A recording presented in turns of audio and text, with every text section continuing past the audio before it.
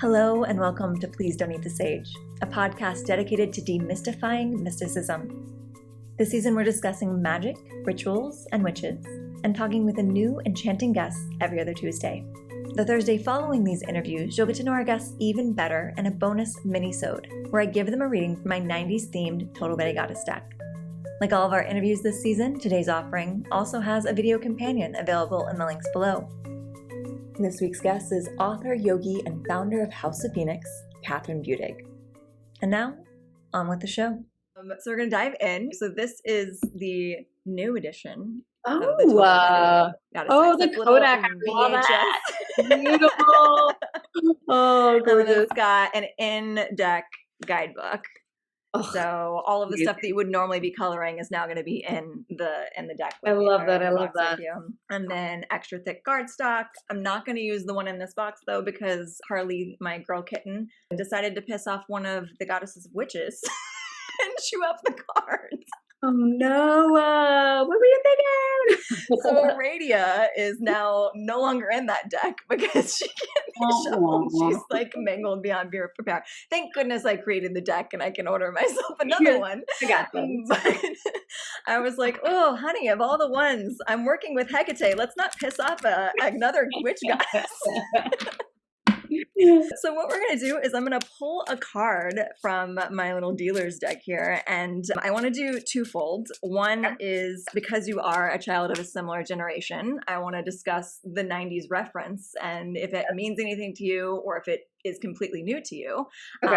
And then I want to give you a little mini card read, and one of them just flew across the room, and I feel like it's probably going to be one that you know. So yeah, that would be mine. The card that you got is Nimazine, played by Clarissa from Clarissa Explains It All. So first up, do you have any resonance to that reference? I mean, Clarissa, I remember Clarissa. Mm-hmm. From Snick. Not Melissa Joan Hart, right? Yes. Okay. That was not one that I had a deep connection to back in the day. So tell me more. First of all, beautiful fun time for a fellow fashionista to look up a Clarissa Explains It All episode again, because she has some fabulous fashions that are just like layers upon layers. I mean, like even in this image, she's got a polka dot vest, polka dot bike pants, and then like a denim shirt and a headband with like a crazy pattern on it. So like she's great fashion inspiration, even for adult millennials. Like it's in again. Yeah. And she's also so ahead of her time because I'm such a nerd about all of the cards in this deck. She was originally written as a boy. Because it's like a 90s show centering around a character. And if you had a main character in the 90s, it was probably going to be a boy or like a male character. And in the process of developing it, someone randomly put out like, what if we just make her a girl? And so they just, on kind of a whim, made her a girl. And like, because it was still written as if it was for a boy, they weren't like kind of catering to this like idea of like a girl in the 90s. And she became this well-rounded character because of it. And so it's a really they kind of consider it sort of a groundbreaking show, particularly in that sort of realm of like shows geared towards kids, because she was kind of the first of her kind, where she was a complete, and like her journey, she has crushes along the way, but for the most part, she's like a little computer nerd that's like learning how to make little video game programs, and like has her best friend across the street that comes over that they only have like one episode that tries to make them a romantic couple, and for the rest of the time they're just completely platonic. So really great sort of like feminist history, I feel like, with Clarissa Explains It All. I love that. But I love this card for you because Nimazine is the goddess of storytelling. Stop it. and memory. And so I think that that's beautiful for if those of you watching this or listening to this haven't listened to Kathryn's full episode, we talk about how storytelling is such a through line in everything she does. But then I also love, because I know from following you that you're also writing your own story right now, right? Yes. Yeah. I actually have an entire novel that's already been written that's been put on the shelf for a little bit, and I'm working on another one. The Plight of the Novelist. Ooh, I love it.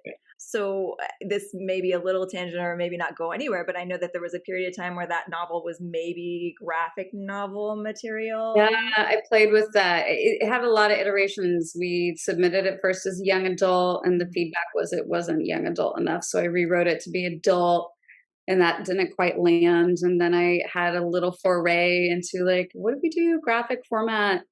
And we gave it to one editor, and they came back wanting a ton of edits to look at it again. And honestly, I was so worn out at that point where I was like, let's just put this on the shelf for now, and I'm going to work on something else. And she's going to, you'll get to it sparkles someday. Again. And then you'll get to, she's going to be in the world someday. It just, I have, I'm excited on what I'm focusing on now, and who knows when this first draft will be finished. I had to take a break. We adopted our dog, and we in full mom life right now. I will get back into writing again soon. Yeah, I love that though, because I mean, you're a great writer in just the way that you are writing your mythology for your House of Phoenix, and then also like, I mean, I own your book, Aim True. I own the Women's Health Book of Yoga. Yeah. Oh, wow.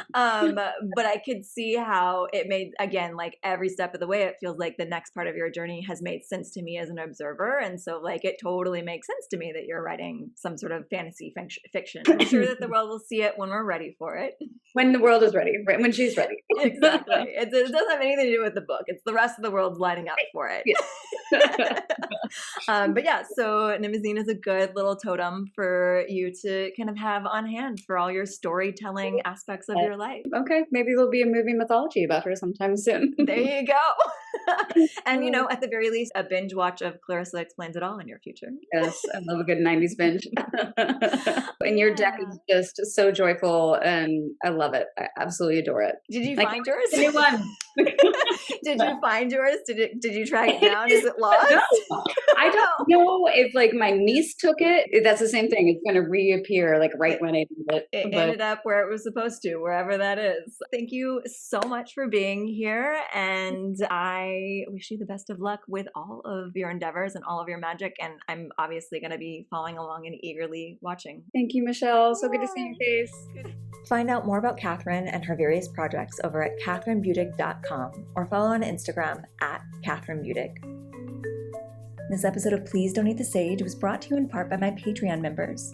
So I'd like to thank Ashley, Laura, Caitlin, Amanda, and Karen. If you'd like to join their ranks, you can do so over at patreon.com/Michelle Shea. You can also support this podcast by pre-ordering your own copy of the Total Betty Goddess deck, or head over to Apple Podcasts and leave us a 5-star review.